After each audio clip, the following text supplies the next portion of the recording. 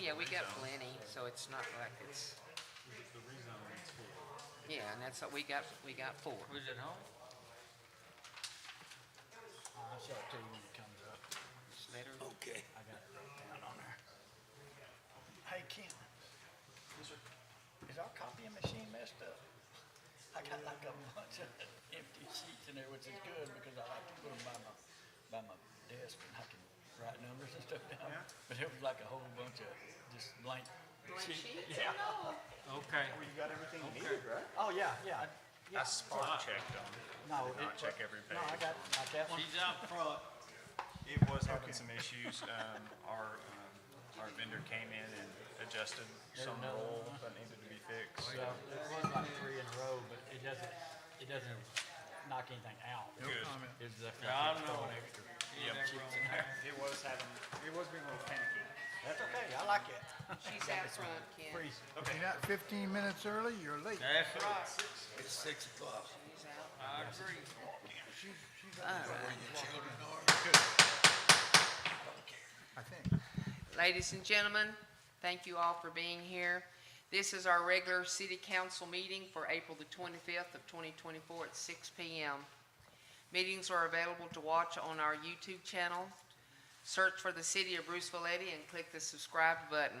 Please mute your phones and computers so we won't have any interference during the meeting. Thank you. Again, I want to say thank you all for being here. It's always a pleasure to look out in the audience and see people in the seats. It's always good. That means that they're either interested in what's on our agenda or they just want to come and look at the great looking council bench up here, you know? So there's a choice. All right, if y'all would please stand for prayer. Lord God, I pray for this council meeting tonight. I ask for you to give the council members wisdom and guidance as they deliberate on the items before them. May every decision be to help the city and the citizens in it. I also pray for the police and the first responders, Lord, because every day the first responders have to make difficult and complicated decisions. Please help them to choose wisely and well in every situation. Give them clarity and help them to stay calm and collected in the most tense moments they face. Help them call out to you, Lord, whenever they don't know what to do. May they always keep their eyes fixed upon you, Lord. I pray for all the city workers that work every day to help the citizens in our city, because without them all, we would be lost. They keep the city hall going, and others make sure we have water and patched roads to drive on. I just want to praise them, Lord God. I just want to praise to go where praise needs to go. Thank you again, Lord, for listening to me tonight.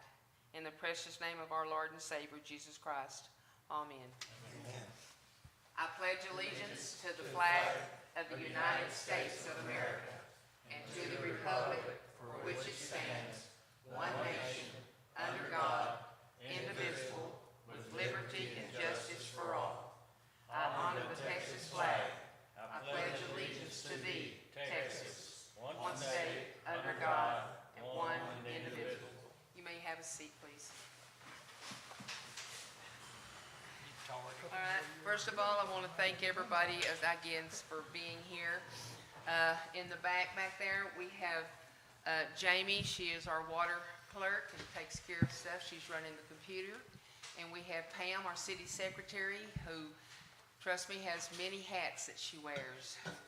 Then we have Chief Dorsey, our chief of police. We have Gene Sprout, our water engineer. And that's about it at the moment.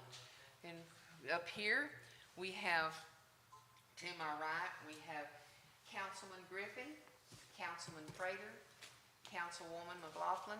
To my left, we have Councilman Wiggins, Councilman McGruer, and our city administrator, Kent Manton. And here tonight in our audience, we have, if I can get names right, I'm just going to say we have our CEFCO people here tonight, and we also have our Eagles Prairie gentlemen here, Douglas and O'Connor and Cohan. Am I saying that right? Okay. All right, number 2, community announcements. Do we have any community announcements or anything at this point? Yes, ma'am, you want to come to the mic up there? You may have to turn it on. I don't know if we turned it on or not.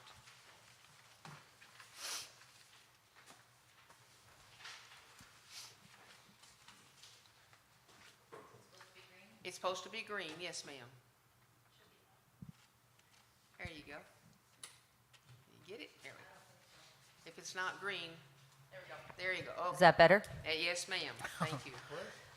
There's a update to Springfest. It was postponed from April 20th to May 18th for was those a who are good wanting call. to come out for that. Yeah, it was a good call. It was very rainy. And then May 3rd will be the first Friday bingo for the Bruceville-Eddy United Methodist Church, and it will be held in the Family Life Center. And that is a very good meeting on the bingo night. It's a lot of fun. It really, really is. We got some good people out there drawing the little balls, and then we have another one out there that announces it in his tone. He just has it set to down to the T on his tone there. So please come out to that. Anybody else have any more announcements? Yes. Okay. Am I on? We have the National Day of Prayer coming up next Thursday. It'll be here at City Hall from 6 to 7. Just everybody come out, and if ever before we need to pray for our communities and our nation, it's now. So everyone come, bring a friend, and we're going to pray for an hour. Jesus said, come pray with me for an hour. So let's come pray for an hour on National Day of Prayer. Anybody else have any more announcements? Kent? Mayor, I was just going to go ahead and put it out there that our sewer bid opening or rebidding is going to be May 9th at 10 a.m. right here in City Hall. Yeah. So Okay. you're welcome to join us on that. Anyone else before we close announcements? Okay. All right. Number 3, it's our citizens presentation. The City Council welcomes public comments at this point on items not specifically listed on the agenda. Speakers must sign up before the meeting begins. Speakers are limited to 5 minutes each. The council cannot respond to matters not listed on the agenda until future meetings.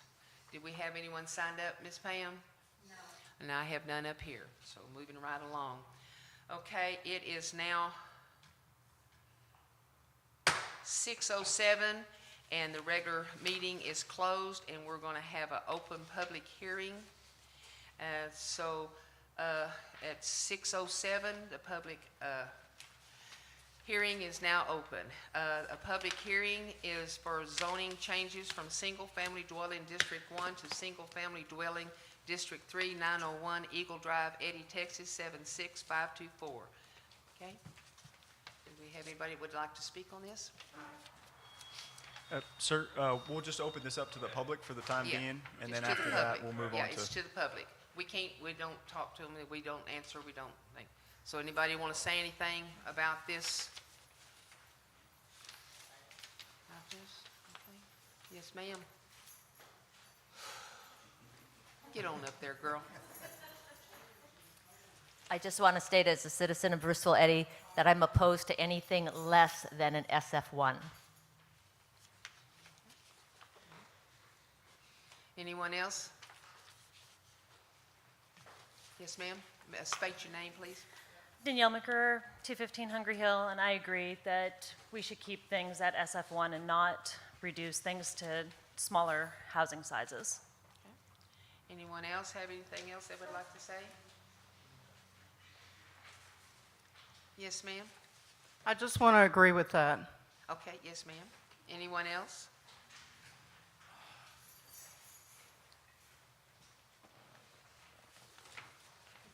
I agree too.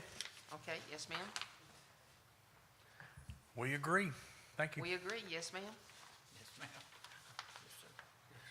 Anyone else have anything they would like to say? Okay.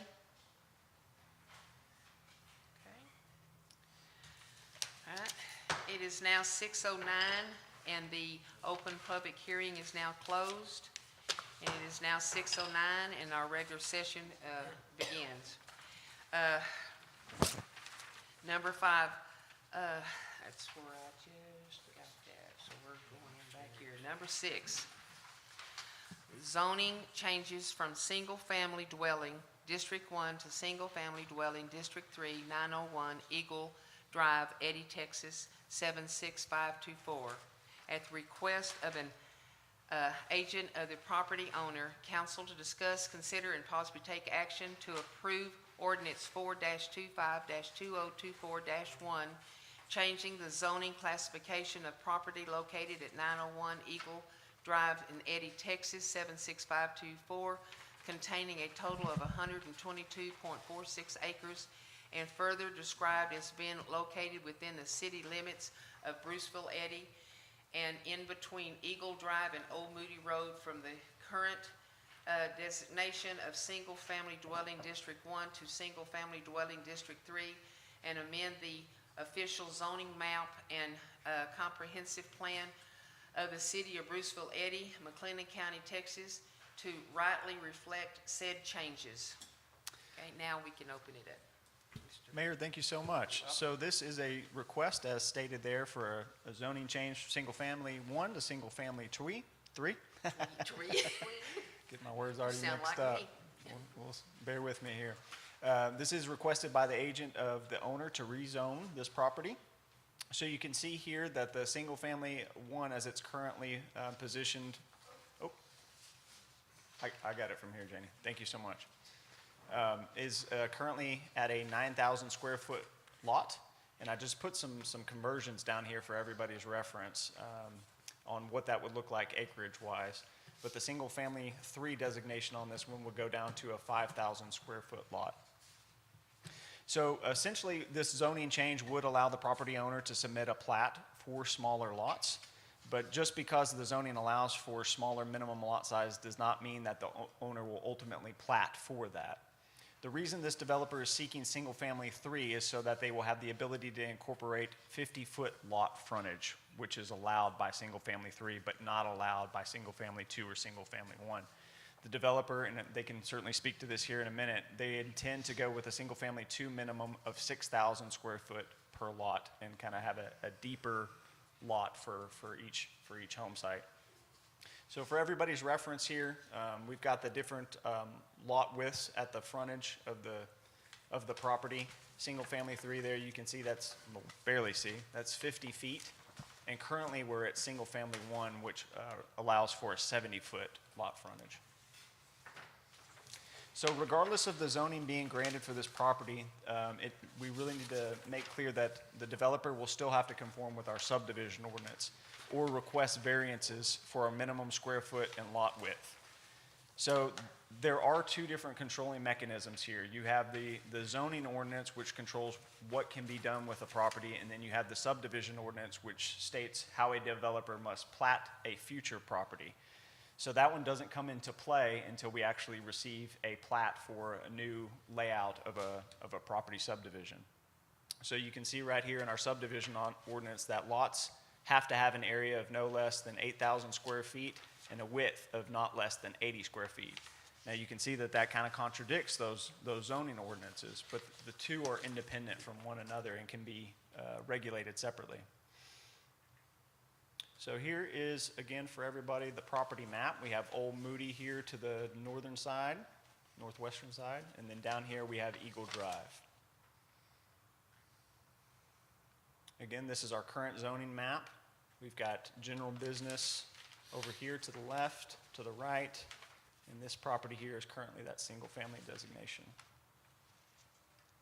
So in order to service lot size minimums on either single-family dwelling district type, sewer is certainly going to have to be a part of the equation, and the developer is fully aware of that.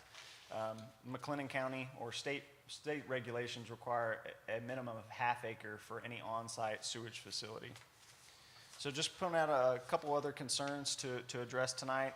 This use is inconsistent with the comprehensive plan, so the zoning ordinance would have to amend that as well, and we've got that worded into it. And then just for everybody's reference, I know this question did come up in the past, the developer will have to upgrade adjacent substandard roads per our subdivision ordinance. And then lastly here, who pays for that? The developer, per our subdivision ordinance, required to pay for all public improvements, including those auxiliary road upgrades. So as required by our zoning ordinance, we did send out proper notice and publish this in the Waco Tribune Herald. And that is all I have. Guys, y'all want to take it over from here? Speak your name and what you're doing.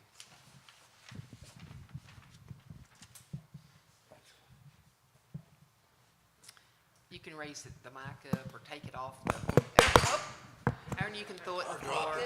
Or I can hold it, yeah. That's where Thank the you. dent came from. I was watching it tilt as they put it down there.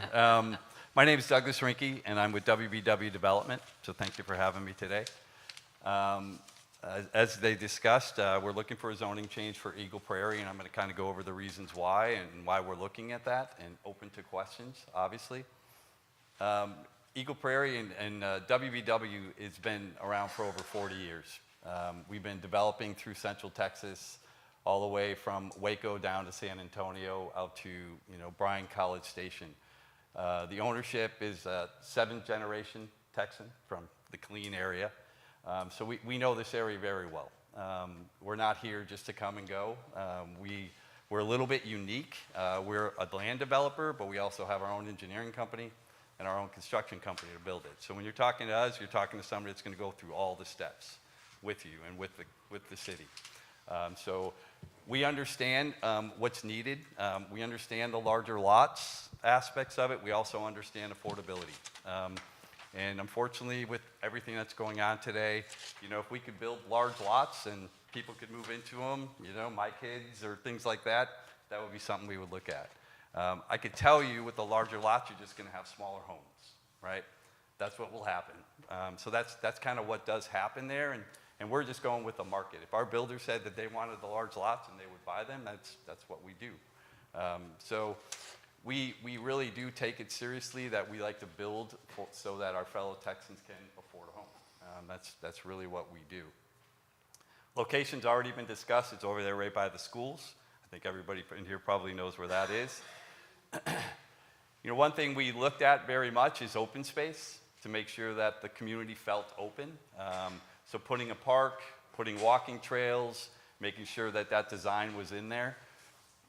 All of our housing is restricted with strict requirements as to how they have to build it so it can last the test of time and look good throughout the life. It'll be a positive impact for the community. All of our communities have been positive impacts as far as the revenue that it brings. It'll allow for the city improvements, having that extra revenue come into the city, and there'll be business benefits that go along with that. It is 122 acres. It'll be approximately 400 lots, 25% open space. There'll be a park in there. Like I said, we'll have quality standards. Those are some samples of the homes that are built in our communities. And it is walkable to school, which for this location will help with traffic. That's not going to hurt the traffic aspect of it. It'll be helping with that. So we took a look at the fiscals of the city, and this is what the property tax revenue, additional city revenue, ISD tax revenue, water, and we did a comparison with that to show what would come to the city and to the citizens. So as you can see here, the property tax will go up, the ISD tax will go up, the water revenue will go up, sewer revenue, which if you're building a plant, you'll need homes to power that. You can't power up a plant unless you have flow. You have to have a consistent flow before you'll even be able to utilize that system. So that's something that you have to think about also. And being able to bring it to a site and then get the flow will allow it to then expand that much more. So that'll be an assistance too. So estimation is about $2.3 million in extra revenue to the city once it's fully built out.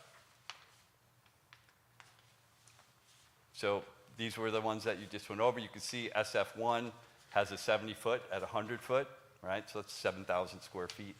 Then you have this SS2 is 60-foot by 100-foot. And then you have SF3, which is 50 by 100. We like to put bigger yards in the back. We just feel that's where people are. They're not playing in their side yards, right? They're in their backyards and making sure they have room. I could tell you, it's difficult to see the difference when you really go through a subdivision. And you should go and drive around and look at that for that 20 feet, 10 feet on both sides. So, you know, again, you know, we think that yards are the most important in the back versus the front. So that's why we've agreed that we would go deeper. And that's our standard anyway. That's kind of how we build it. We try to do that piece. So whereas, you know, you have the SF3, that's 5,000 square feet. You have the SF2, that's 6,000 square feet. Our hybrid is 6,000 square feet. So it's larger than the SF3 as far as the square footage. It's equal to the SF2. And it is a little bit smaller in square footage, but I could tell you with 100 foot, you're going to have, you know, a very, very small yard in the back, which is really difficult for people. So that's kind of how we look at that. People, you might not know this, but people pay by the front foot, right? So when you go to a builder, you're paying per front foot. Let's just say it's $1,000 a front foot, right? So that lot for a 70 foot is $70,000, okay? That lot for that 60 foot is $60,000. That 50 foot is $50,000.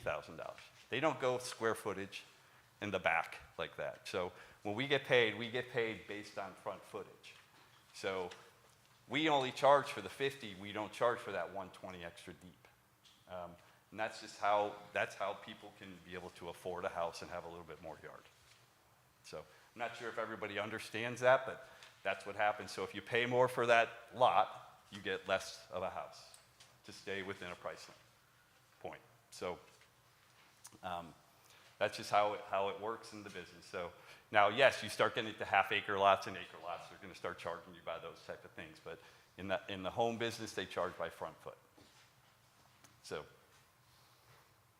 again, the community benefits, parks, it'll benefit the schools. It'll be bringing in students. It'll be bringing in revenue. The sewer we discussed. It'll be giving roads or road money to do repairs throughout. You won't be doing repairs in ours.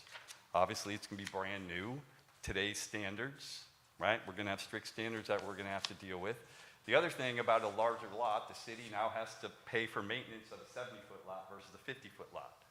All right? So when maintenance comes and you have to replace that, it's going to cost the city more.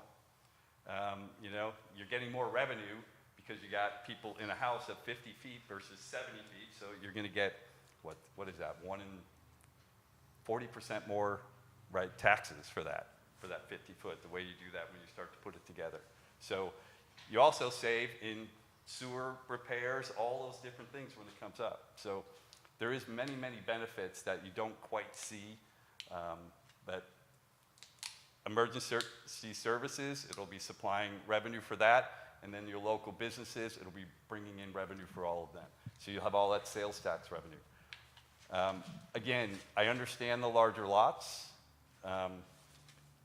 And development is coming. It's here in Texas. It is happening all over. And, you know, when we say affordable housing, we don't want it to sound like cheap housing, right?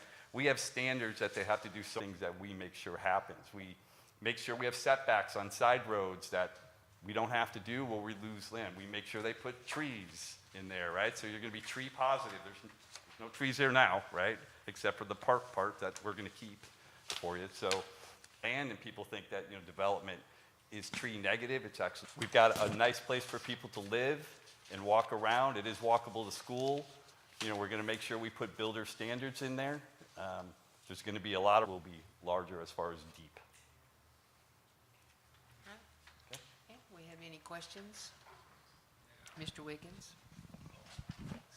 Go ahead. Okay, we'll take Rick.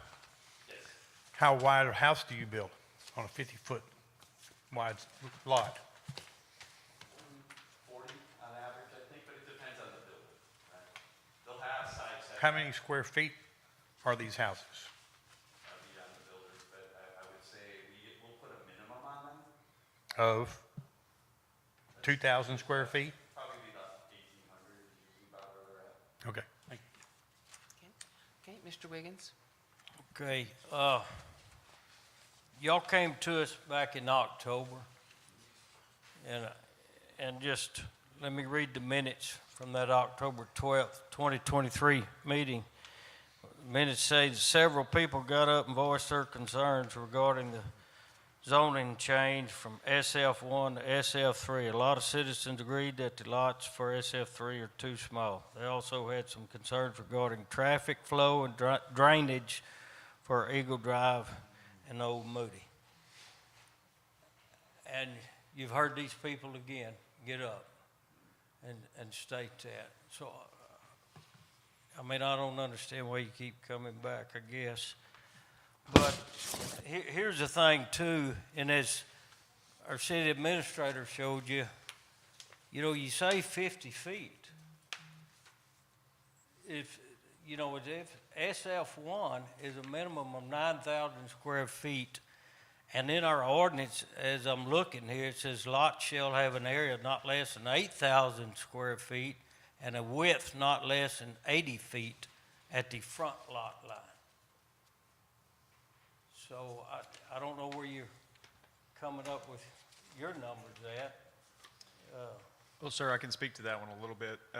Like I was saying earlier, you've got zoning that controls the what behind the property, what can be placed on there, and it does have some regulations, but you can apply those to properties currently in existence. These folks are going to have to eventually plat their property, and when they do that, they're going to have to reconcile with our subdivision ordinance. So if they want to get down to that 50-foot lot frontage, then they're going to have to request a variance from council to that subdivision ordinance. That's what I'm saying. So I mean, basically, for us, the way I'm reading this, we can't have anything less than 8,000 square feet, period. And so that would mean we couldn't even take into consideration SF3 unless basically we're given a variance when we say SF3. And then you tell us that, well, that you're going to probably do SF2 size, 6,000 square feet, but you're asking for SF3. But if we give you that, then you could do SF3. You could, 5,000. So, and again, part of our ordinance, and I want to read this, it talks about our purpose. The zoning regulations and districts as herein established have been made for the purpose of promoting the health, safety, morals, and general welfare of the city. They have been designed to lessen the congestion in the streets, to secure safety from fire, panic, and other dangers, to provide adequate light and air, to prevent the overcrowding of land, to avoid undue concentration of population, to facilitate the adequate provision of transportation, water, sewer, schools, parks, and other public requirements. And I don't see that we're doing that by going down to real small lots and having people just right next to each other. I mean, just extremely close. And all these people that got up and spoke, they live here. Mm-hmm.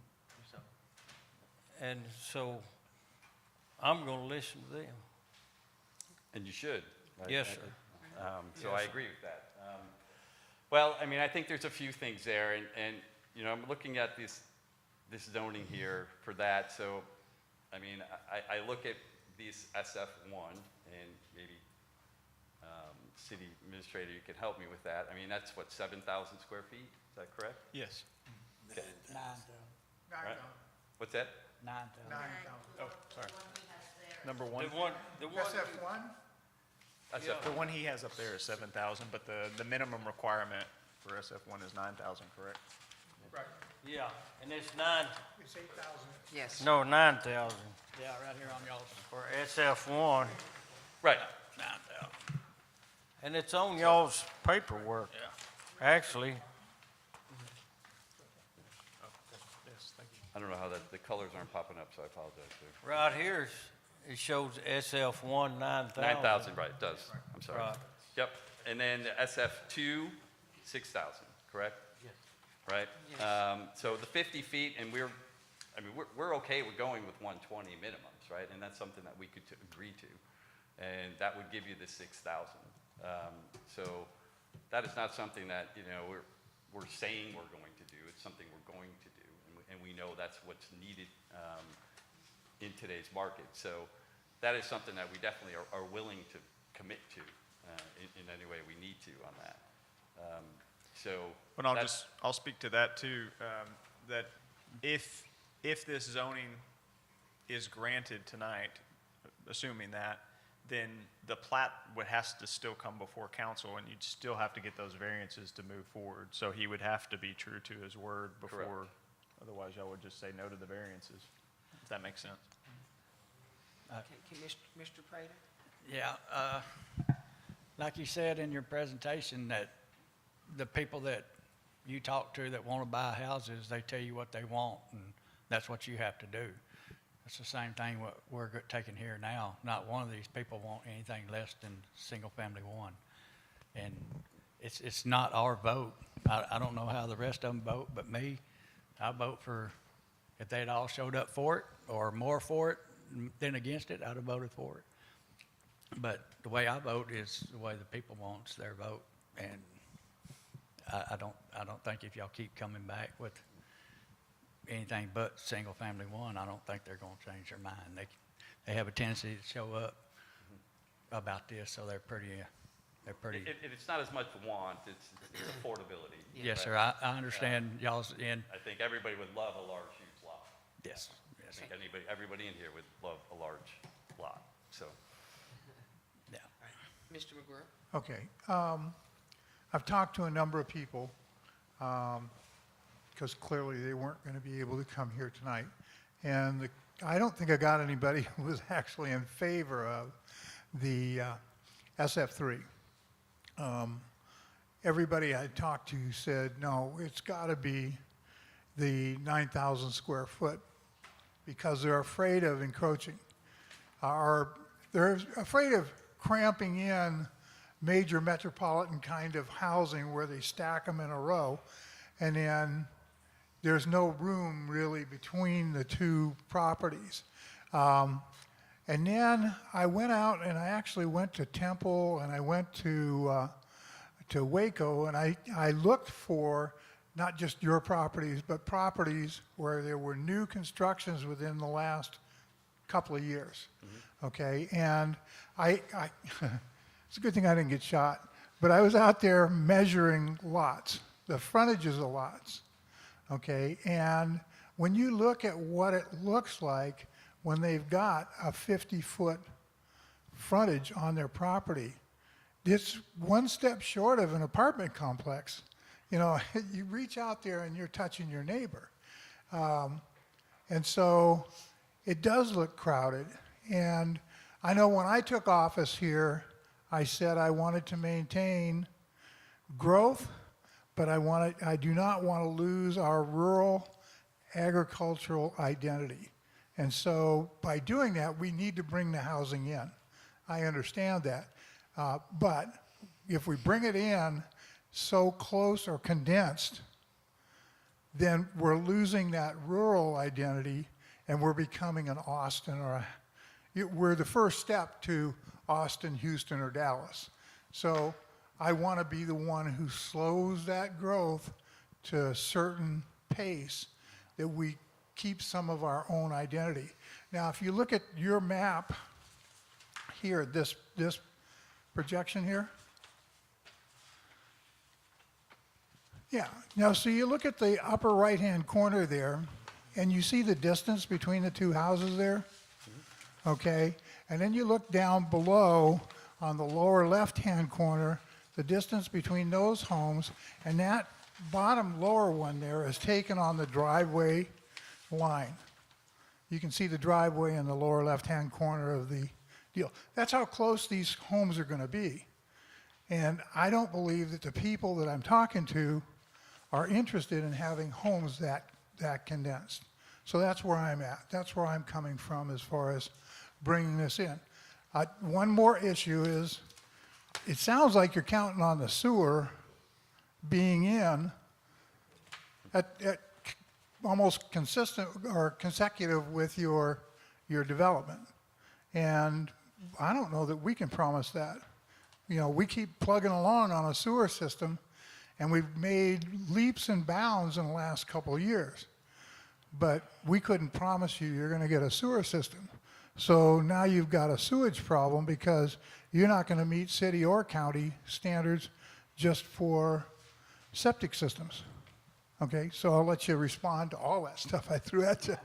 Yeah, well, I'm not gonna, you know, the size is the size, right? Right.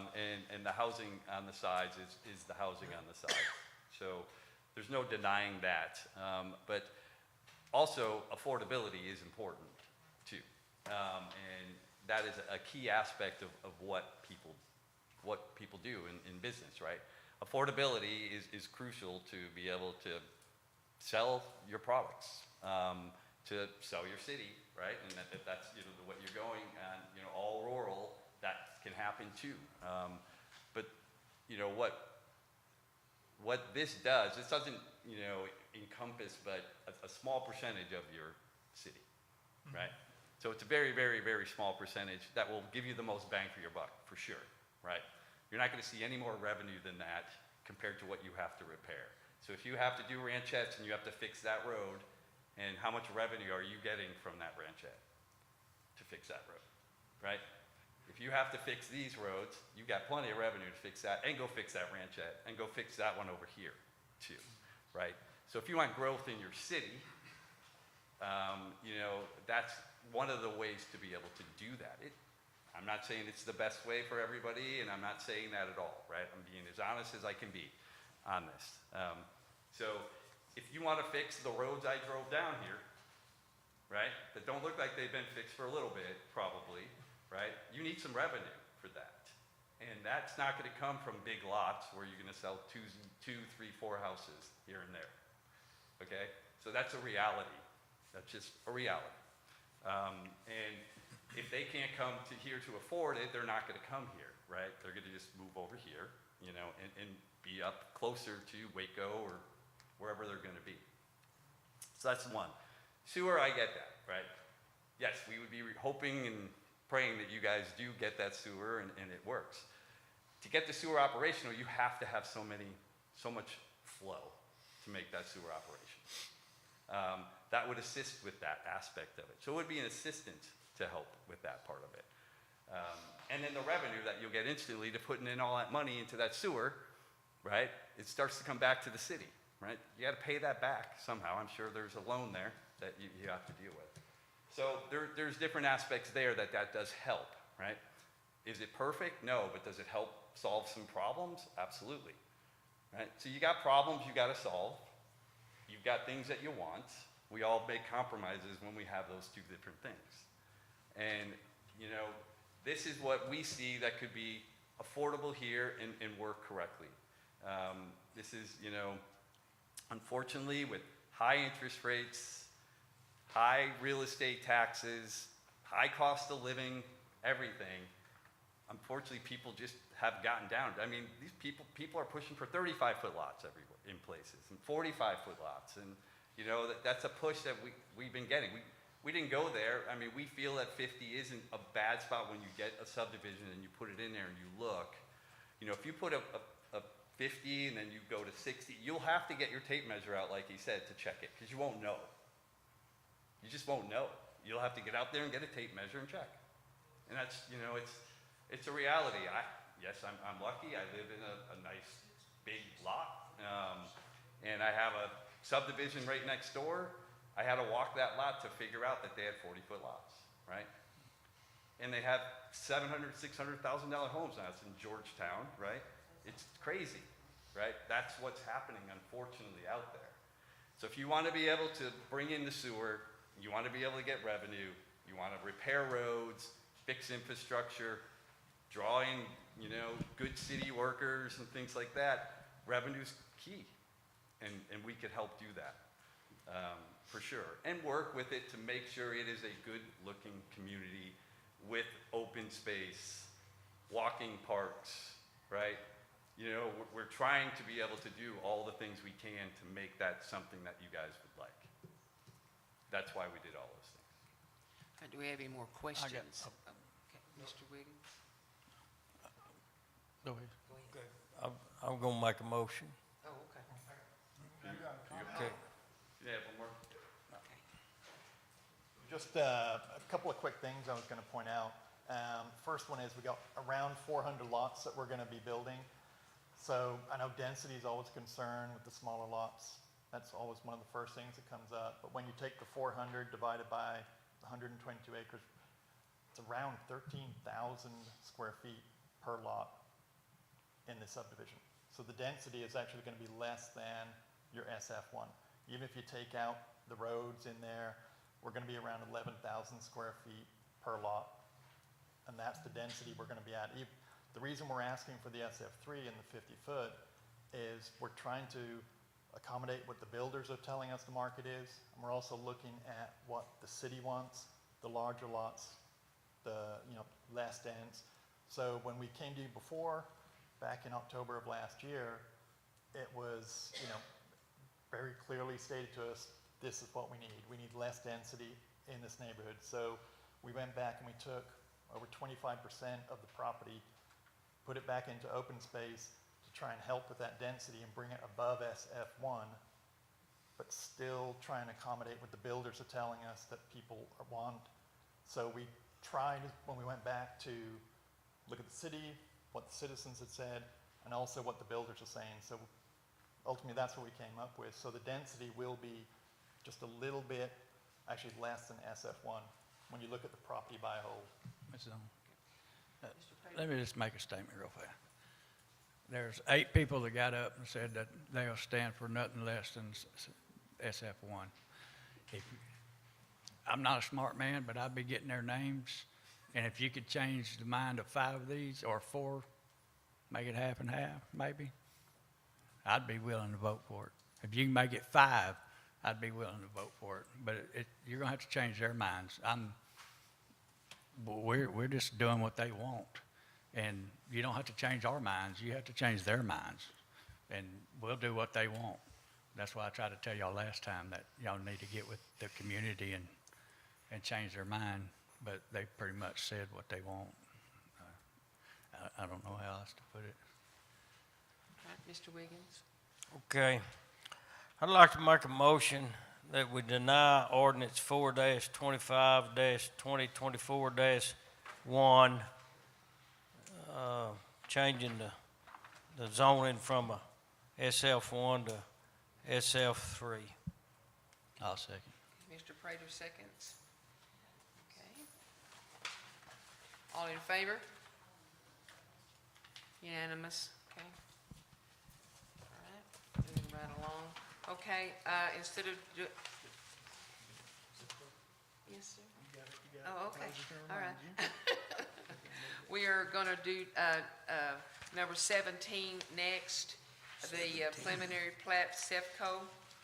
Council will discuss and consider and possibly take action on a preliminary plat submission for property owned by Flanks Wholesale LLC, Raymond W. Smith, President, being 3 tracts of land, 1.656 acres, 10.124 acres, and 7.681 acres, respectively, out of the Louis Pruitt Survey, abstract number 723, generally located at 20102 South IH-35, Eddy, Texas, 76524, in between Eagle Drive and I-35. Okay, Kent? Mayor, thank you so much. So we do have a preliminary plat approval before you tonight. This is going to be for the CEFCO. They are looking to get going pretty quick on this project. Our engineers have reviewed all of the submitted paperwork. They've requested quite a bit of additional information, and everything has been signed off by MRB Group. All comments that were outstanding on this project have been resolved, and council, you've been sent all those various comments where we've been doing some hashing back and forth with the developer. The only access on this will be off I-35. I know there were some previous proposals to tie in with Miracle Lane and to tie in with Evergreen. Those have been taken off the table. The construction plan will commence after approval of this plat. So we have received those. However, MRB is holding off until they get further direction from council on this preliminary plat. For everybody's review here, this is what the site's going to look like. The new property split up. And in case you're wondering, there's Miracle Lane over here, and we've got the old softball field right here. This is a sketch layout of the property. You can see the 3 access sites off I-35 with the different fueling tanks, fueling islands there. And this here is the detention pond before going over to the creek. So with that, just as a reminder to council, you have 3 options tonight: approve, approve with conditions, or disapprove. And my recommendation to you tonight is to approve. Okay, we have any questions? Mr. Wiggins? I'll make a motion that we approve the preliminary plat for the CEFCO. I'll second it. All right. Mr. McGruer seconded it. All in favor? Unanimous. Thank you. Okay. We're going to do number 16 next. And that, so it now is 6:46, and we are going to go to executive session. The city council shall meet in executive session to discuss the following: community development specialist hiring recommendation. Okay? We will be back shortly, people. Okay. You want a man? She said shortly. Hopefully shortly.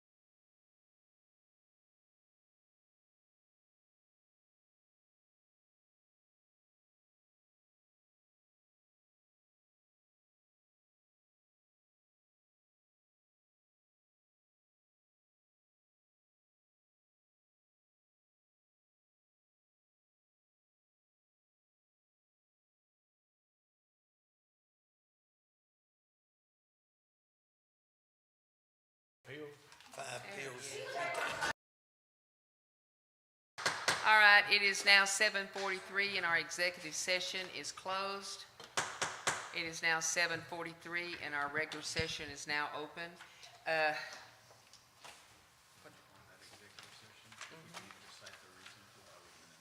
Okay.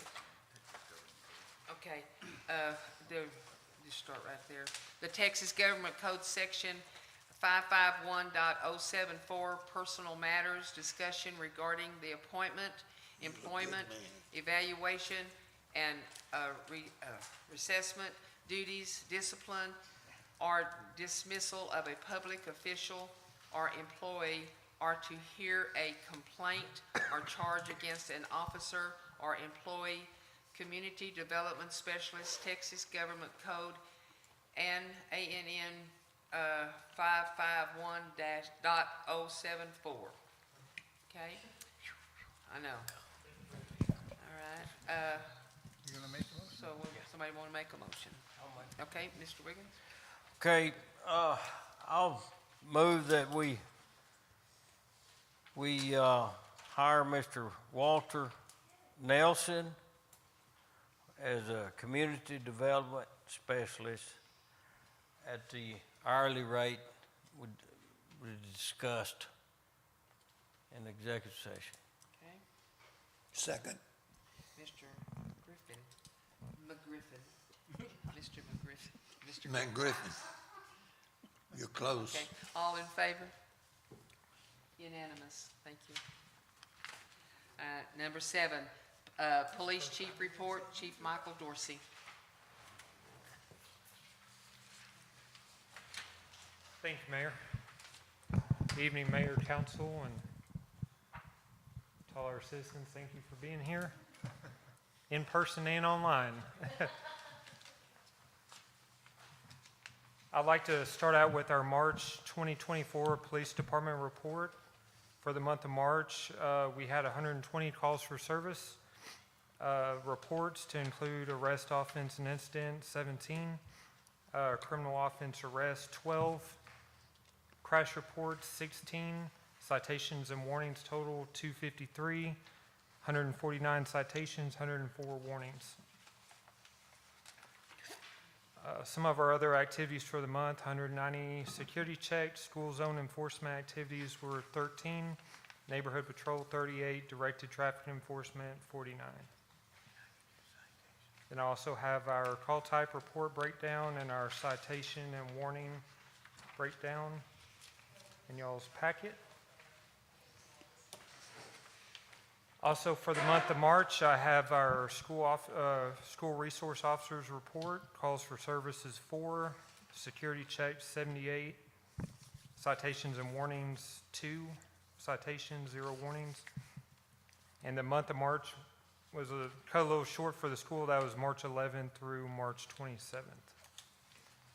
I also have her activity report breakdown.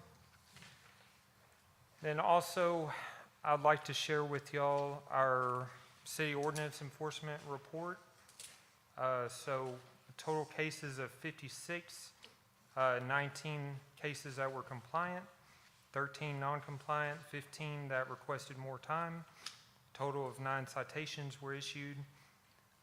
Total violation number, the total violations were 82. And that's 43 related to higher grass, 22 related to rubbish, 9 junk vehicle, 4 dangerous building, 2 accessory storage building, 1 cargo container, and 1 livestock violation. Then I also had a kind of a breakdown for the case statuses, and then also a chart for the types of violations that y'all should have in your packet. But as far as reports, that's all I have. If Any anyone has questions for the chief? Anyone have any questions? Okay. All right, thank you very All much, right, Chief. thank you, ma'am. Appreciate you. Okay. Number 8, Public Works Director report, Gene. Okay, so on my report, I've noticed that it showed that we'd only fixed 2 leaks for the month. Well, I got to looking back at work orders and stuff, and some of them were checked for leaks. So we from here moving forward, anything that says check for leaks, we'll check it, fill out the work order, and make sure we get one listed for leak. Because, I mean, it looks like we only fixed 2 leaks, and we fixed more than 2 for the month. We had some flushing, which most of that came from putting Friendly Oaks back online at the beginning of last month. And the pressure tanks were leaking out of the gasket, so we had to replace them. But I think I've got it fixed now where we can keep up with the work orders going forward. And as far as the streets, I don't know if anybody has noticed any difference or not.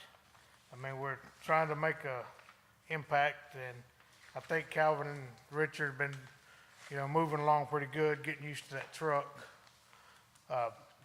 So on the printout for the patching, they didn't give me the days that they patched, but they put down, where they patched for that month. But, moving forward, Calvin's gonna start dating it, so we'll know, did we patch on the 23rd? No. Okay, why? Turn-offs, meter reads, water leak, whatever. But that'll help identify, why and when we patch.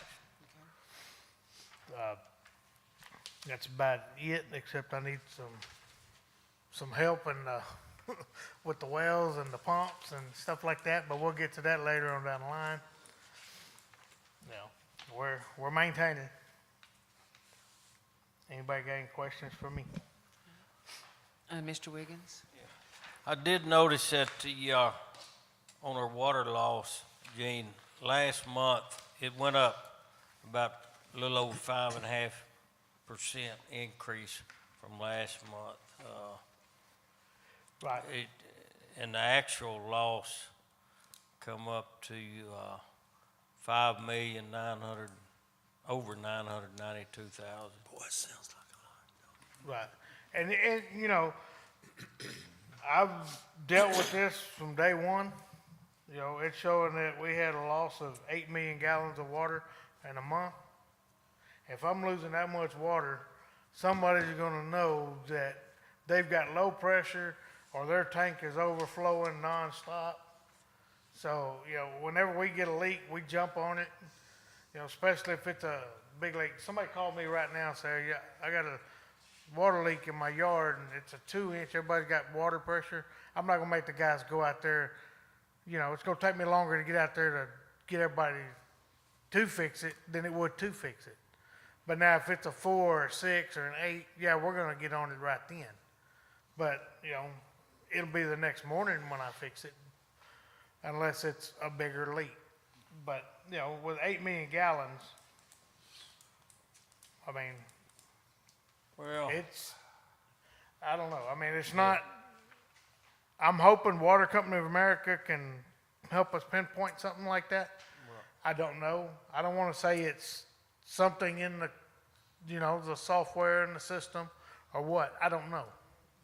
well, but- we know this. We know that we pumped, how much we pumped. Mm-hmm. We know how much we sold.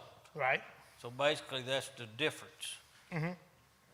Right. And then you put so much down for flushed, and then you put your total loss down, and then you have another report that shows within that total loss. Then we have, the fire department, duty park, city hall, all these different things.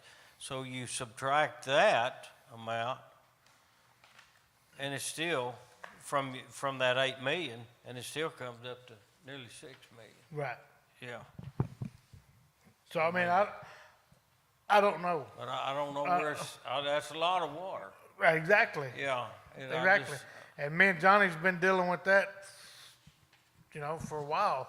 And we've walked let's see, the high fence on First Street, the railroad tracks.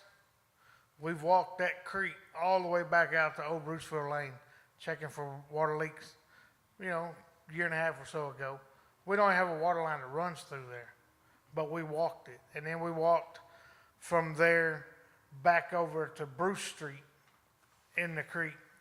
You know, and like you said, and I think Richard and I talked a while back, maybe we need to look into maybe getting a drone and helping, you know, over some, especially now in the summertime. It's hard to see a leak from the road. Right. And right now, it might be hard to see a leak because the ground's kind of saturated. But in the summer, when it gets real dry, and then I can see where a drone could really help out because it can go places that you might not can go. You might not be able, you might not want to walk across somebody's land. Right. You know, And, but you you know, can take that drone across there. Now, right now, yeah, it's going to show a leak, whether it's rain or not, because we're doing the chlorine conversion. Well, the grass is bleached in spots, so you'll know, yeah, there's a leak there.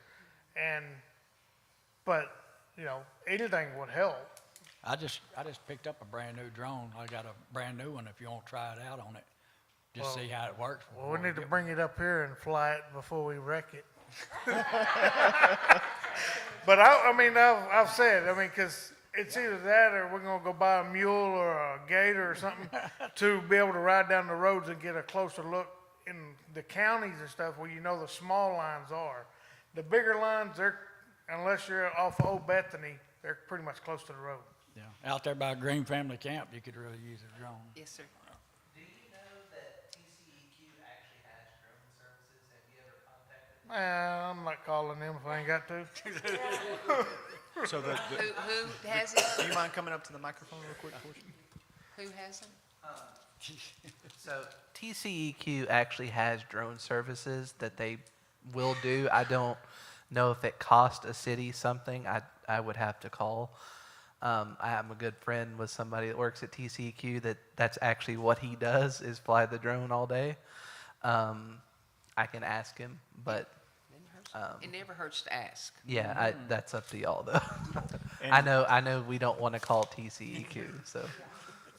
Yeah, that might be a double-edged sword on that one. But, Right. no, so council knows there are several organizations, nonprofit organizations like Texas Rural Water Association that do offer some leak detection services, but there is a bit of an onboarding process and it is kind of dependent upon what they have available at that time. Right.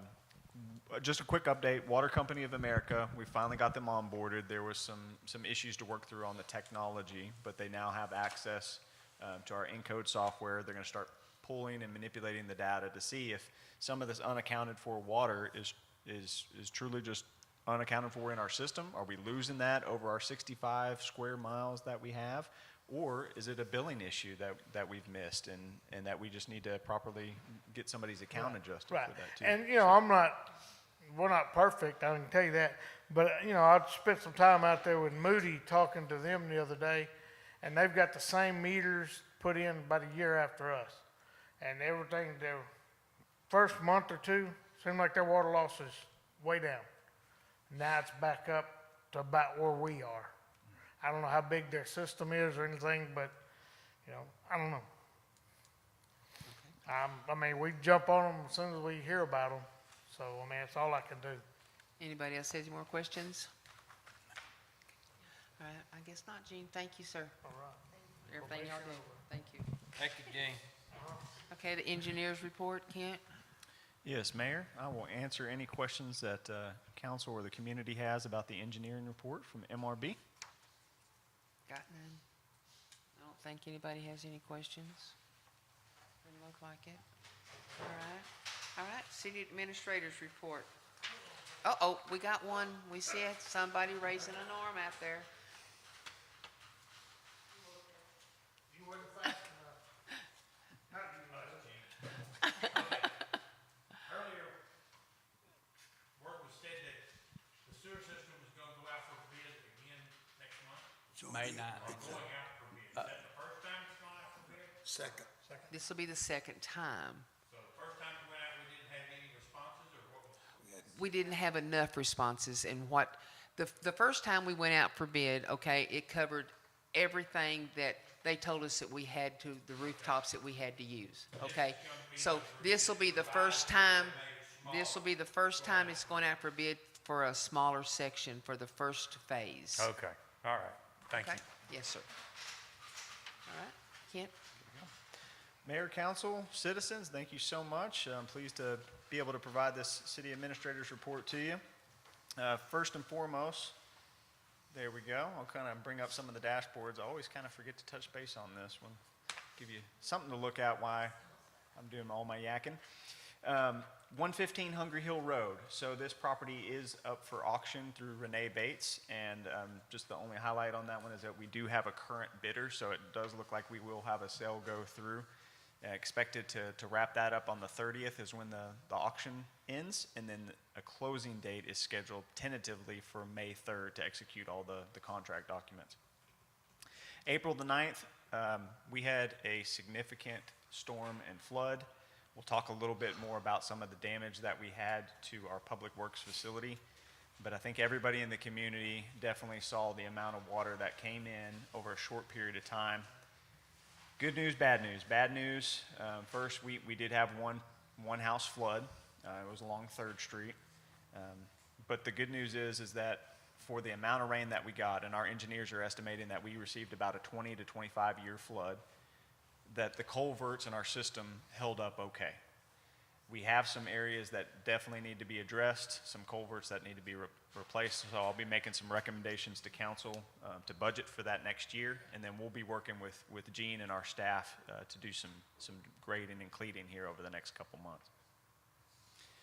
On the sewer system, talk a little bit more about that one. So yes, this is the second time that this project's going out to bid. It's going to be a revised bid for just our base. Council will have the option to consider alternatives to cover the entire city, but it's likely that we won't be able to have the money to come up for the alternatives. It is really just the base in consideration at this point, realistically anyways. So Tabor and Associates did send some additional information that they wanted me to share with you tonight. After receiving the USDA rule development approval to rebid the new sewer system project with a reduced scope of work, advertisement for bids was published on 3/28/2024 and 4/4/2024. All 5 construction contracts, that's for the plans, construction documents, and specifics, and the bid package, are listed on CivCast. On April 3rd, we issued amendment number 1 for each contract, which changed the bid date to May 9th to allow prospective bidders and suppliers a longer bid preparation time with the goal of receiving multiple competitive bids for an affordable new sewer system for the city of Bruceville-Eddy. This change was approved by USDA. On that note, we did submit some revisions to TxDOT for our permit with them. Those have been approved. And then lastly, on the sewer system, like I had mentioned previously, we've been in communication with the office Pete Sessions' office for some additional allocations here. They did send me over a request for additional information today, so I'll be working to get that to them by next week. They have a very tight turnaround. They're hoping to get us as one of their selected congressional appropriations for next year.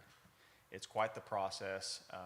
So that's something that we can kind of keep in the back burner to potentially help fund this thing, but really it's all going to, at this point, we're really just relying on USDA being able to give us some additional grant funding. But we won't know how much the state or the city can receive until early June. That's what our expectation is on that. Any questions at this point? Good to go. On to our water system here. So during last month's storms, I'll move the slides along just a little bit first. I'm sorry, I have that actually a little bit further on. We did receive a lightning strike to our Ford plant. So, we had been talking about some of these other wells in the past. Have we received an actual lightning strike? We weren't sure. Was it a surge, right? Some of the issues that we're having. This was a definite lightning strike. We had an employee on site at the time, and thank goodness nothing else bad came out of this, but our entire electronics at the Ford plant site have been fried, and I mean fried. Thankfully, we were able to have Alliance come out. They were able to limp us along and get this thing into manual mode. So our water system, just so you know, is kind of limping along right now. And our public works staff, specifically, I got to give a kudos to Johnny Grady. They've been babysitting and making sure that our reservoirs are staying at a constant level so we maintain that pressure. And that is required, 3 to 4 trips to each site per day? Right. It's quite labor intensive to do this. And that's because Talbert Well and our Ford site, those booster pumps can't communicate with one another on how much to send up into the elevator this time. So big kudos to Eugene and your team for stringing this thing along. Falls County improvements, I'll move on to that one there. The plans are at 100% complete. We're just waiting on TxDOT to finish hashing out some issues that they have with the permit for the work in the right-of-way there. Water restrictions, just a quick update on that one. We did go back down to stage 1 as of today. I was informed by Blue Bonnet. So we'll be posting some additional information out on Savvy Citizen. Basically, that's just a voluntary call to reduce your water usage on non-essential uses.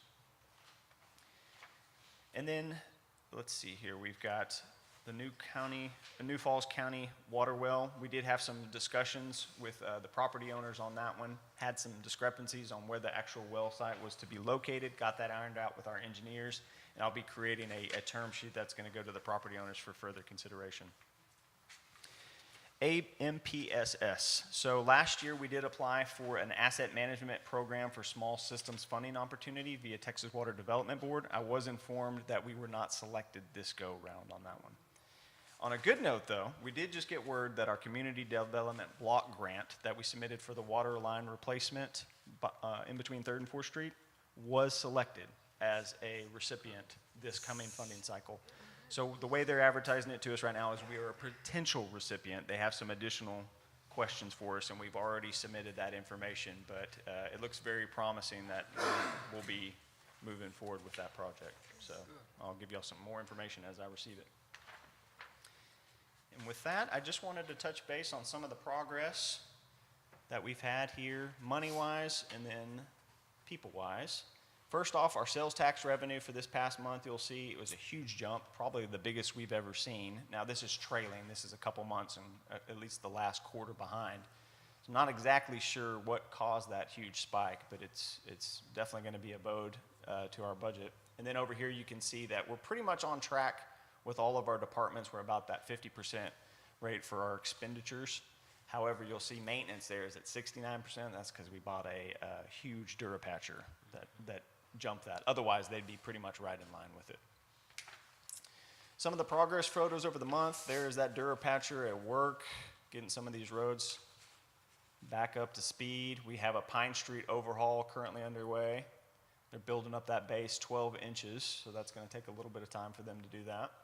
And then we were also able to upgrade, or our crews were able to upgrade all the signage out in the Crescent Creek, Forest Creek area. Some of it was completely missing, some of it was completely faded, so it looks much better now. Some of it was wrong, too, that is correct. We were informed by McLennan County constables that one sign had completely twisted, so. And then Ascent Travel Center, you probably already noticed this out there, but the dirt work has started occurring.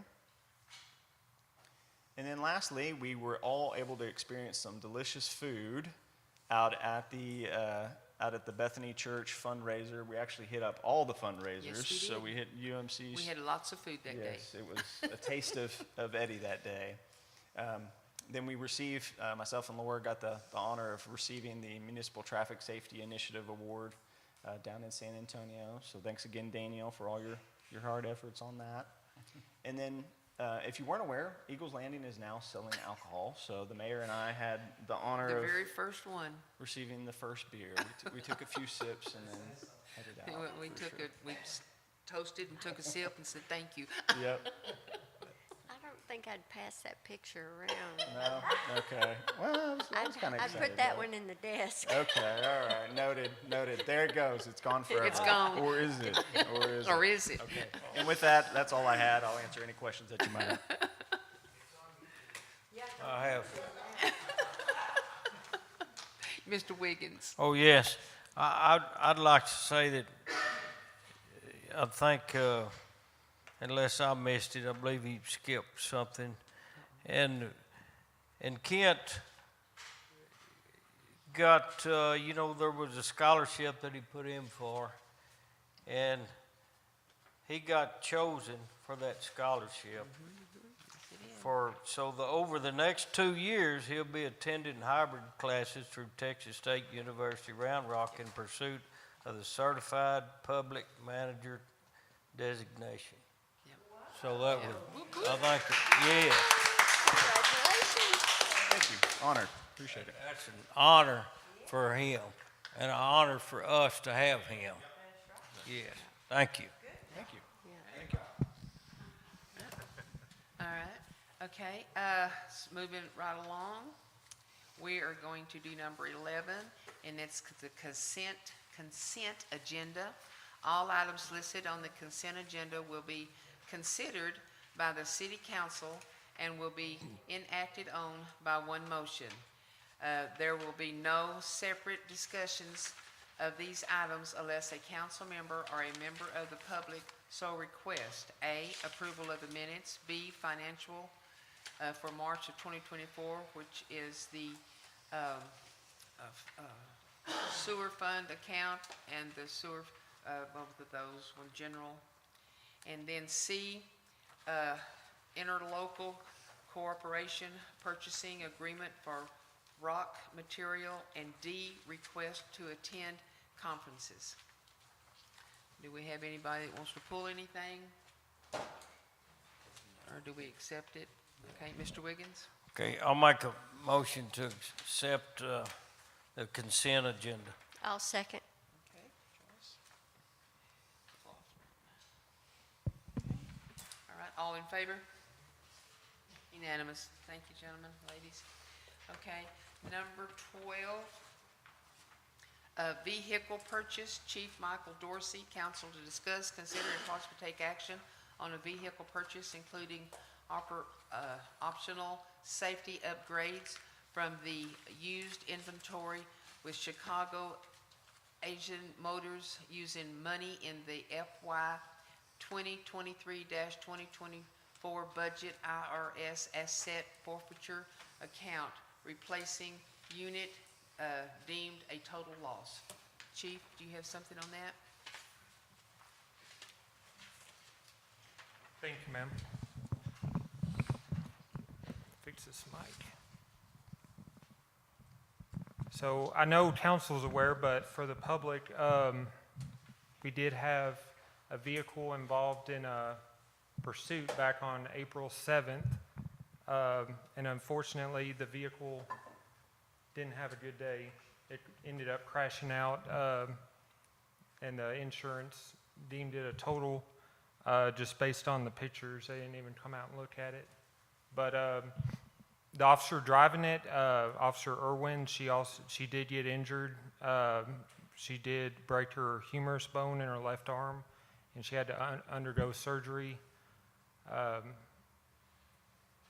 for her arm. But she is expected to make a full recovery. It's just going to take a little bit more time, but she returned to light duty, working like 20 hours a week in the office. She returned to light duty on Monday, this past Monday of this week. But unfortunately, we did have most importantly, the officer driving the car is going to be okay, but unfortunately we did have a car that's been totaled. And so this purchase, this consideration to council for the vehicles is to replace the vehicle that was totaled in the crash. So on this slide, you can see some of the pictures of the damages, because there were 3 of our cars that were in pursuit of this individual, and the suspect did crash out, and then the Tahoe here also crashed out as well into the same field.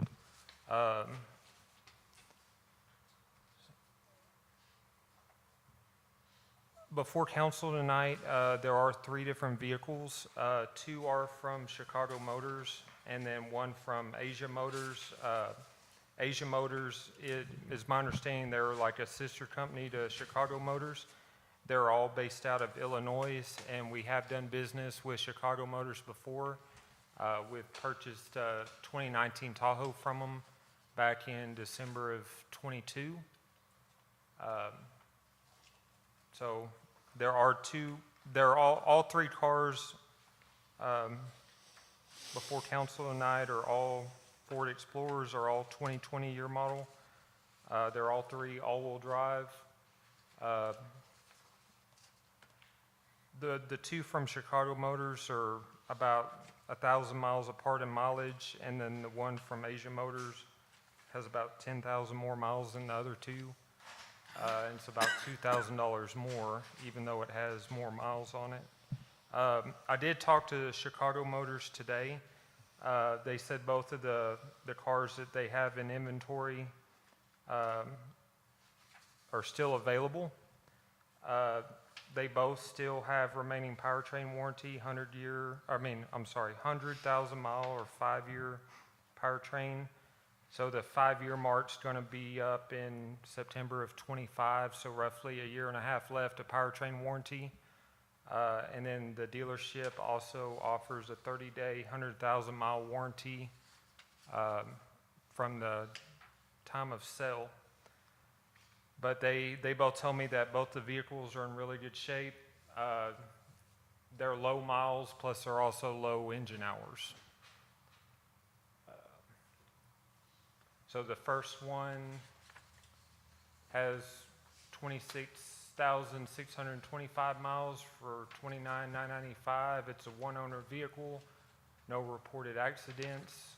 It is an all-wheel drive vehicle, and I know during the time of crash there was, of course, a lot of factors involved during the crash, but I do feel like one of the reasons, or one of the contributing factors, is the other 2 cars involved that didn't crash out were all-wheel drive, and the Tahoe being 2-wheel drive, that could have potentially had a factor in the reason why it crashed out.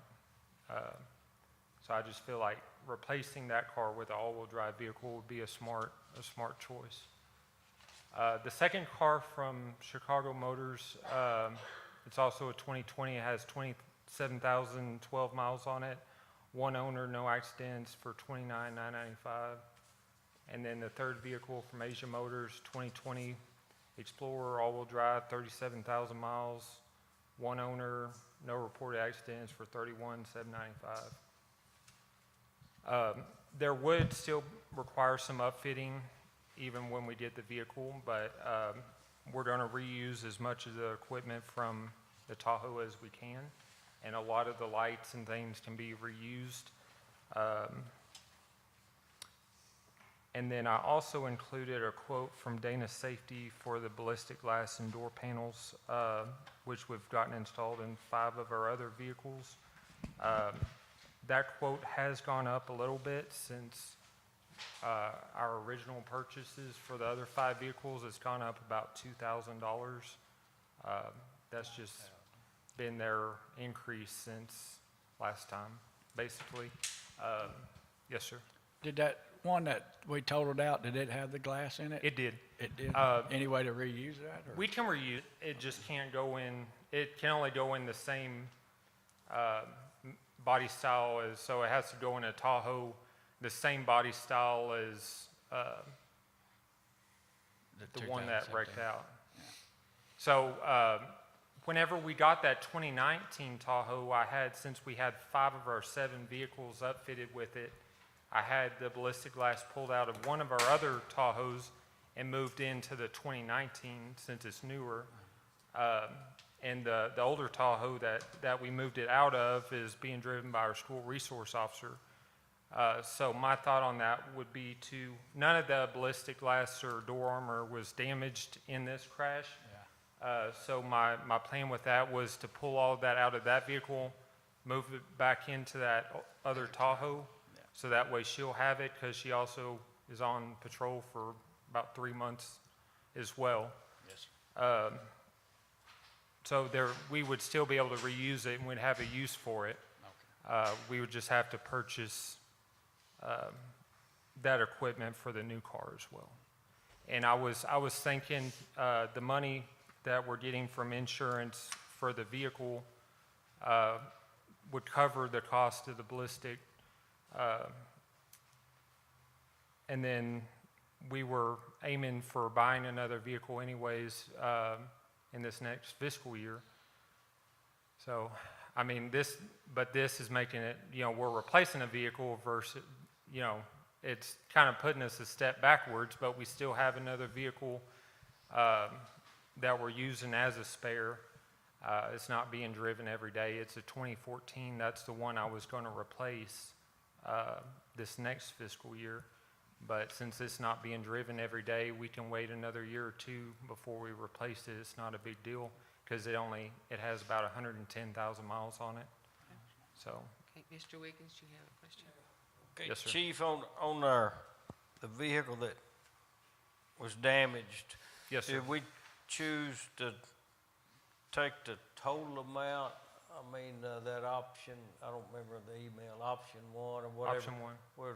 Was 13,300, I believe is what we'll get. Yes, sir.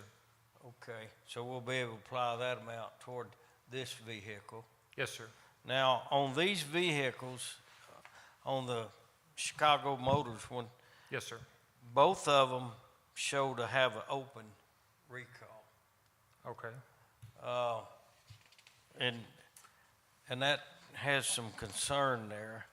And one of them, the one with 27,000 miles on it, it says safety recall issue, and it says something about a rear axle bolt fracture, remedy available. And then the other one has a open recall 2 on it. But the thing about the Asia Motor one, that one there, if you look at it, that thing has had it's had transmission replaced, rear brake rotors and pads replaced, and the tires recently replaced. So it should, I'm thinking, and they don't have no recalls on it. I'm thinking that might be I know it's just a little bit higher, and it's got more mileage, but it don't have no open recalls on it. And some of those things, the brakes have already been done, new tires, that's what it shows.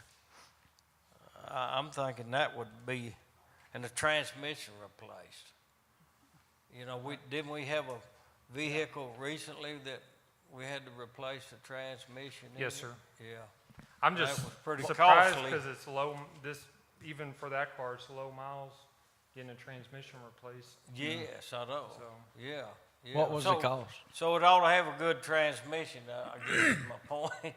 What was the cost of that transmission we replaced? Like $9,000, wasn't it? 7, I think it was 7 and some change. Yeah. Some change. yeah.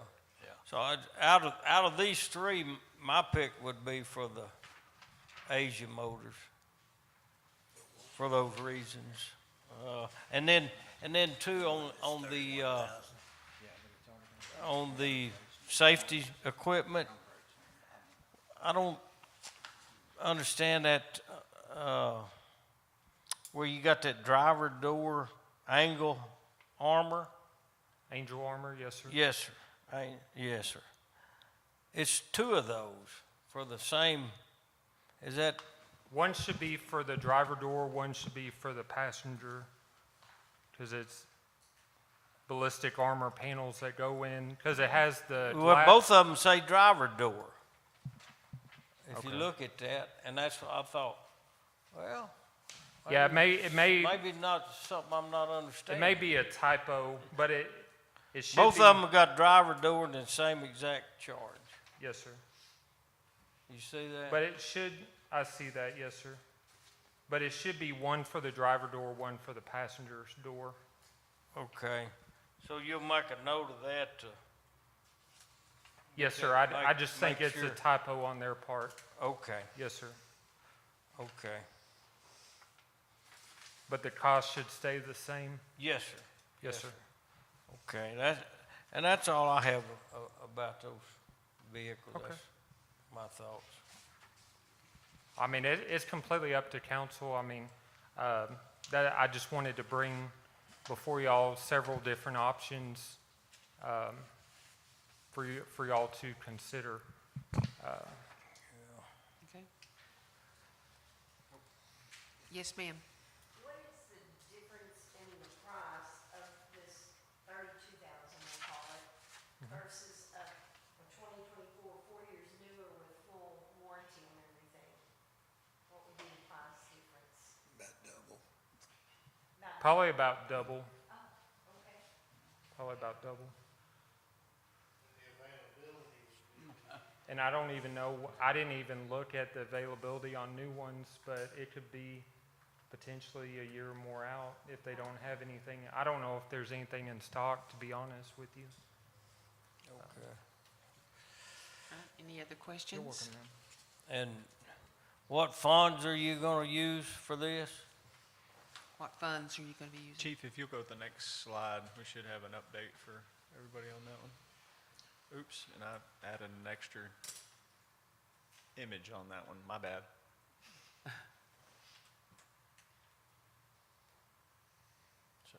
So we use our forfeiture money?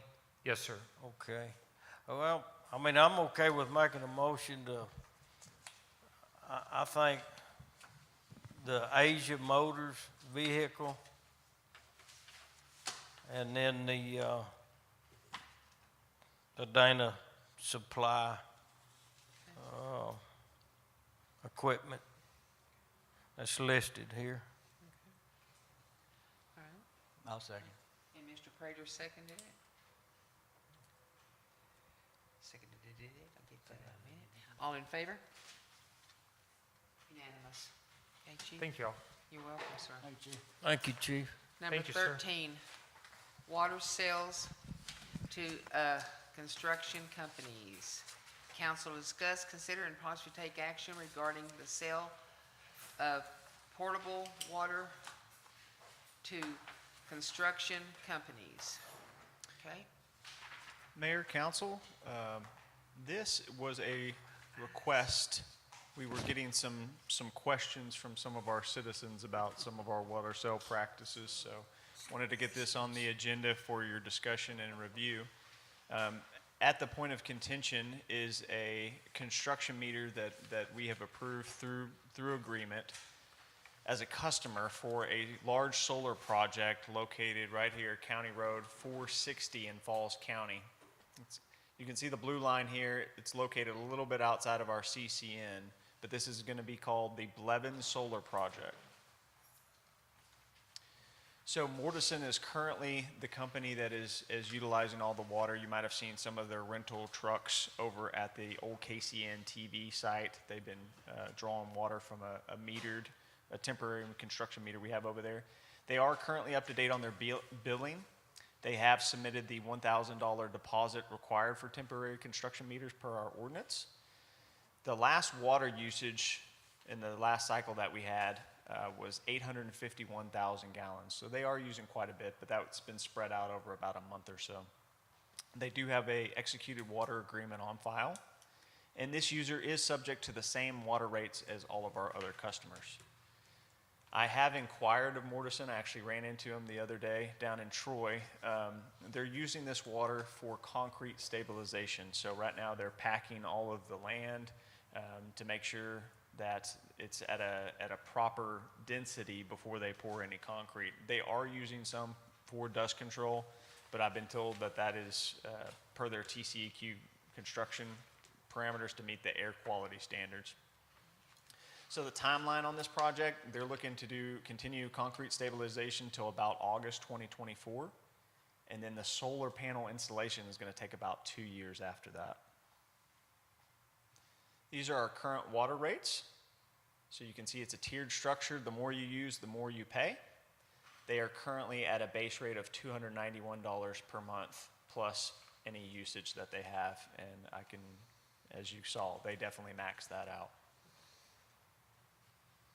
And then just to update everybody, I think I already mentioned this one here, but that we are in stage 1 mild water conditions.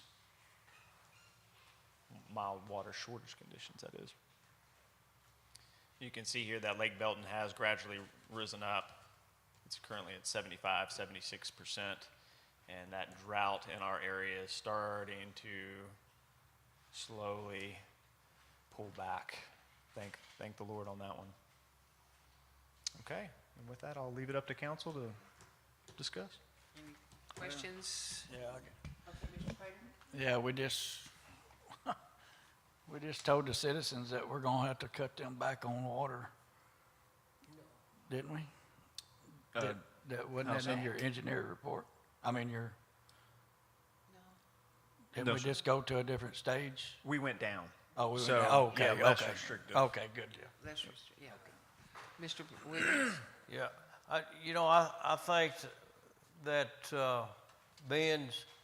there's a difference if we have a water restriction on our citizens and they can't put water on their yard.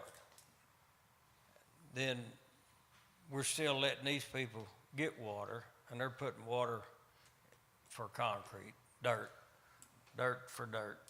But you know what? We're not in one right now. We just lowered ours, and there is within our ordinance, when we go to a stage 3, then that's where the restrictions come in play. It says use of water for construction purposes from designated fire hydrants under special permit is to be discontinued. So there is something fail-safe for us to fall back on. If conditions get bad, then we don't sell them water, any more water. But right now, they're paying for it, and we could use the money. So I know there was a lot of people, or a few people anyway, talking about it, and why are we selling water to Falls County? And well, They had misinformation. they're doing construction in Falls County. Well, I understand that, but they're still getting the water from us. We're not in a water shortage. We're not requiring our customers to cut back, and I just don't see the need. And it is in our ordinance. If we do go to stage 3, then we do stop selling them water. And that was my whole deal. If we've got the water, now if they're pulling water and it's hurting the residents, then we're gonna make adjustments, or we're gonna stop selling them water. But right now, everything's working good. You know, yeah, we've got wells down and we're struggling to get water from point A to B, but we're doing it. And they're not hurting, it's not hurting us with them pulling water. And if it did, then we could discontinue it at that time too. Yes. Yeah. That was all I had to say. Thank you. Yes, sir.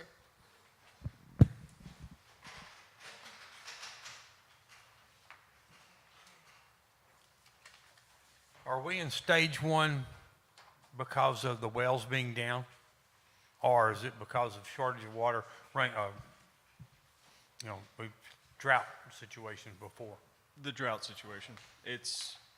We are following the trend of the BRA and Bluebonnet. They make recommendations to us. Our ordinance does say that we have certain trigger points where if we have 3 days of demand on our system that meets 76, I think, percent of the volume of storage capacity, we're supposed to hit a certain stage, but we have not been hitting that. So the stage 1 restrictions, and even further, the stage 2 restrictions were coming from our suppliers asking us to reduce that. But now, this past summer, that was definitely a different case. We blasted out our restrictions and really asked for a reduction because we were struggling with Friendly Oaks being down. Right. Thanks. So, yes, sir. Yes, sir. Thank you. Okay. All right. Okay. All right, going on to, do we need a motion on this? No action taken? No action taken on this? Is that correct? Okay. All right, number 14, Friendly Oaks, West Ridge, Ford Water Plant, repair to equipment. Council discuss, consider, and possibly take action to address electrical and mechanical issues at the Friendly Oaks, West Ridge, and Ford Water Plant sites, including the approval of any needed repairs and related expenditures. Okay. Mayor, thank you. I know we've beat this one to death quite a bit, talking about some of our issues out here. So I'll try to make this short and sweet. But the Ford plant lightning strike, you can see here some of the pictures that we had. It just completely, I mean, that's a motherboard right there on the right-hand side, completely fried. It blew that cover to the junction box, what is that, 15 feet, 20 feet, Gene? And then melted and bent out this outlet or another junction box there. So the Ford plant lightning strike. Council, we have before you several different quotes to address all the issues that we have in our water system. So Alliance was able to give us that temporary workaround. They've got us in manual mode. They have given you a quote tonight for $6,250. This will completely replace all of the control panels out there. The Turner system that's currently in place is no longer in business. There's no more Turner controls. So we can't go out and source replacement parts for everything that's been damaged. This one is essential to our operations. We've got to have this one restored. Once we do that, we'll be able to get a lot of this back to automation, be able to pull back some of our guys from having to do as much babysitting as what they've been doing. So on this one, our recommendation is to approve and immediately implement. Friendly Oaks plant site issues. So this one here, you have 3 quotes before you. The last one was kind of a last minute, so you probably saw my email, and I also put it here at your dais from Smith Pump Company. This well has yet to be pulled. We're still waiting further direction from you on this one. T. Morales has installed a temporary electrical monitoring device. They had that out over the weekend. This one was apparently a lot better than what we previously had from our previous vendor. It's able to measure voltage and harmonics. So y'all saw the report that I provided you with the voltage being a little bit higher than that 480. And from what Heart of Texas Co-op has told us is that that's perfectly normal electricity. It's right where it's supposed to be. They have given us the ability to potentially get a transformer and knock that down, but it's going to be quite a bit of money, and I have no idea on what the lead time would be to change out our transformers yet again. So I'm waiting to hear back from T. Morales on what they were able to find. I think their engineer was unavailable today. So the total cost for our Friendly Oak issues are anywhere from $17,000 to up to $150,000. Smith Pump has given you everything in line item based on what we need. When they pull this well out, there is a potential that we need to replace cable. There is a potential that the pump also needs to be replaced. So they provided all that for you as a line item. Now, as a reminder, Jurgensen has offered to comp the pull and the replacement of this well. Both companies are recommending the use of a different brand other than Franklin. So that is consistent amongst the both of them. And both have also said that a turbine water well for this site would be highly inefficient and would cost a lot of money to get it in the ground. So we did get that information researched. So my recommendations on this one is for either approval on the Jurgensen or the Smith pump with installation of a different motor brand. Have T. Morales perform the remainder of the grounding work, replacing Wallace Electrical on this project. And of course, we'll pay for any outstanding bills that we have with Wallace. Have SKE back out to the site and determine that everything is 100% compliant with their recommendations before we put this back online. And our goal is to get that up in mid-May and then sample for those PFAS that we currently need to get knocked out. West Ridge. So our West Ridge site, the pump and motor have been in the ground for a few months now.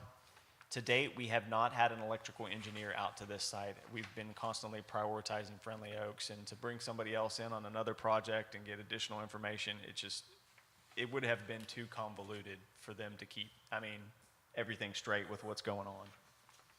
Team Morales did come out there and they inspected the site and provided recommendations to address this site's lack of grounding. The total cost for that would be $2,100. We recommend approval, have the work completed, turn the well on for service, give it a try, see if it's going to work, and also sample for PFAS while we have it available. And then just to mention that we are doing some proactive work here. Again, we were planning on pulling the second booster pump over at Talbert as a preventative measure before the warmer months get here. But with Hudson now having issues, we've held off on that until that's totally back online. But we will pull that once again and get it over to Jurgensen to do an inspection, see if any parts need to be replaced. Probably looking at about $1,000 on that one, according to our last invoice. To note on this one, Talbert well and the booster pumps have been doing the bulk of the work for the entire system. They've been pumping water to the elevated storage tank occasionally, and they've also been pumping all the water to the northern side of the system. So we definitely want to make sure that we're taking care of them. And with that, I'll answer any questions that you might have. Mr. Wiggins? Okay. Well, the Friendly Oaks, you know, we had the man from Jurgensen in here that came to our meeting, and we asked him to check on about, what was that called, where you put the motor on the top? A turbine well. Turbine, Yes, yes. And, you know, he sent us back an email and explained that, but the short of it is, he said your best bet is to stay with a submersible pump. So the total of these, if you take the Friendly Oaks and going with Jurgensen, that's $17,312, and then the T. Morales electrical work, $1,800.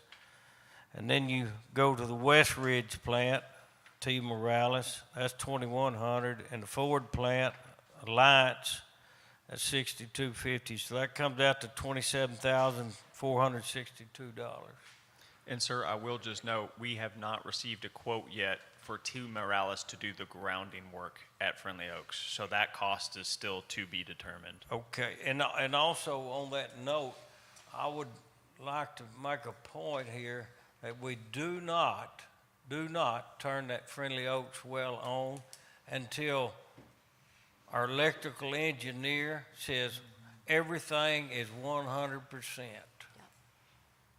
And I want to make one comment right quick.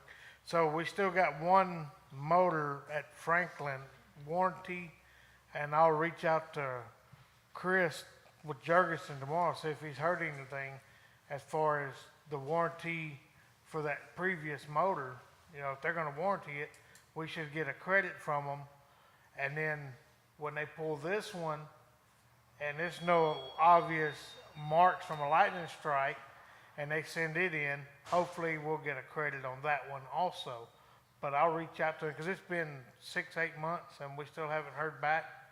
So I imagine they're having some issues with more than just us on Franklin Motors.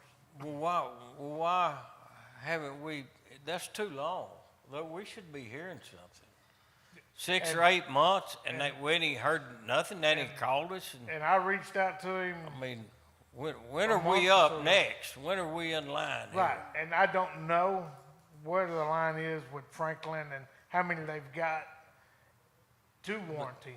But we need to find that And out. I mean, I asked Chris, I said, would it be helpful if I called Franklin and talked to him directly? And he said, you're probably just going to get the front desk reception, because I have like a special vendor line that I can call and talk to him. The only other thing I can think of is if we're not hearing anything, then we get with our attorneys and see if we can push them a little bit to answer us one way or the other. Because 6 weeks is the typical turnaround. Right. 6 weeks? 6 weeks is typical turnaround. And we've gone 6 to 8 months. I say we spend a little bit of money and get our attorney to write them a letter.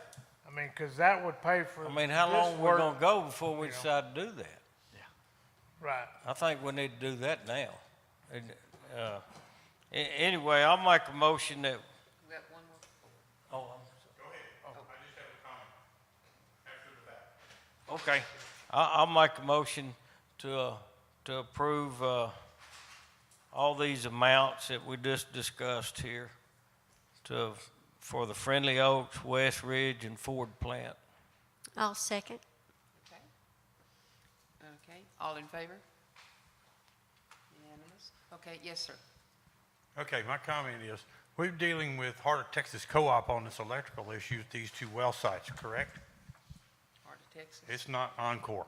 That's correct. Okay. You mentioned, Ken, you mentioned that they said that we're having a higher than normal voltage out there. Well, that's not a problem. It's the dips and fluctuations in the voltage that's causing our problems. So instead of going out and letting them talk you into buying a bunch of new transformers to make this voltage, say, supposed to be 460 and we're getting 480 volt. Well, that 460 and 480 doesn't matter, but when you get 440 when it's supposed to be 460, that's your problem. That fluctuation up and down is going to throw your drives out of whack. It changes your currents, how much electricity you're using, because the lower your current, lower the voltage, the higher your currents are. So going in and changing transformers isn't going to fix the fluctuations that they have, because you don't have the same issues with Encore. So that's my comment. Thank you, sir. Well put. Okay. All right. Okay, number 15, Bruceville-Eddy EDC, certification of formation. Council will discuss, consider, and possibly take action on Resolution 4-25-2024-1, approving the amended certificate of formation for the Bruceville-Eddy Economic Development Corporation. Yes, so council, just updating you on this one. We heard back from Texas Secretary of State on our certificate of formation. They didn't quite like everything that we had in there. They had some adjustments to make. Our attorneys reviewed those adjustments. They didn't think it was legally required that we make these changes, but instead of arguing with their office, they just recommended let's go ahead and make the changes because they're so minor. But it does require, council action on this one. So the changes were list all three organizers on the document. Previously, it had just been my name, and add signature lines. So those organizers are the mayor pro tem, the mayor, and myself.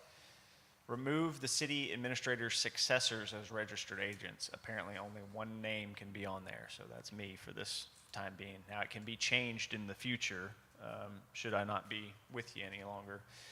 And then lastly there, correct all references to all exhibits. So there was some circular language in there, some looping. I think we had one of our exhibits off. So we got those fixed. And then I have to admit a fault on this one. Council member pointed that out to me. I attached the wrong bylaws to this. We just received the certificate of formation back from our attorneys, and I had to go in and manually put in the other exhibits. Well, I put in a previous draft of the bylaws, so I apologize. You should have the updated version here in front of you, and I have attached that to the agenda that's posted online for everybody. Mr. Wiggins? Okay. Then I'll make a motion that we accept resolution number 4-25-2024-1. Okay. Mr. McGruer? All in favor? Unanimous. Okay, we got that. Number 18, adjournment. I'll make a motion to adjourn. Okay. I'll second. And, okay. McLaughlin seconded. You beat me, Richard. Okay, it is, We gotta okay, vote. all in favor? Unanimous. All right, it is now 8:47 PM, and this meeting is now adjourned. Thank you, ladies and gentlemen. Answer Royce's question.